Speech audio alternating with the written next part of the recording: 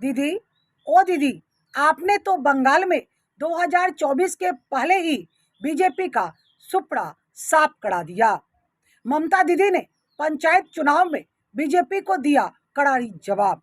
BJP ने कहा कि ठीक है, हम भी हिंसा के खिलाफ एक जांच कमेटी बनाएंगे जो बंगाल में जगह जगह जाकर जांच करेगी और फिर वो जांच रिपोर्ट दिल्ली में सबमिट करेगी। ममता दीदी भी कहाँ चुप रहने वाली थी। उन्होंने भी नहला पर दहला मारते हुए कहा कि हम भी एक जांच कमेटी बनाएंगे जो कमेटी मणिपुर में जाएगी और जगह जगह जांच कर जांच रिपोर्ट सबमिट करेगी। अगर बंगाल में चुनाव था तो हिंसा में 40 लोग मारे गए हैं, तो मणिपुर में तो कोई चुनाव नहीं था, फिर वहां 140 लोग क्यों मारे गए हैं?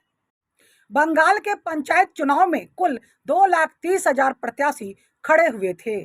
64,000 सीट पर मतदान कराए गए, जिनमें से 9,013 सीट ऐसे थे जिन पर प्रत्याशी निर्विरोध निर्वाचित कर दिए गए। उन 9,013 सीट में से 8,874 सीट पर टीएमसी के प्रत्याशी निर्वाचित किए गए। अगर कोई यह कहता है कि हिंसा के कारण बंगाल में टीएमसी निर्वाचित हुई है, तो 9,013 सीट ऐसे थे जहां वोट गिराए ही नहीं गए, जहां मतदान कराए ही नहीं गए।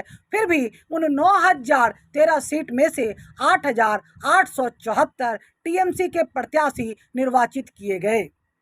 2024 के लोकसभा चुनाव के पहले के बंगाल के सेमीफाइनल में जो लड़ाई हुई वह टीएमसी और बीजेपी के बीच हुई। या तो बीजेपी रही या टीएमसी रही।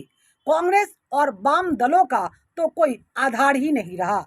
अब बंगाल में अगर वाम दल को और कांग्रेस को आना है तो उसे निचले स्तर से शुरुआत करनी होगी और जो लड़ाई आगे होगी वो टीएमसी और बीजेपी के ही बीच होगी।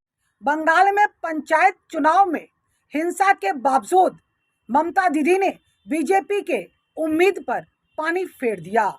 तो आप ये मानकर चलिए कि लोकसभा चुनाव में बीजेपी को बंगाल से उम्मीद करना बेईमानी होगी। बंगाल से तो बीजेपी की नक्की है।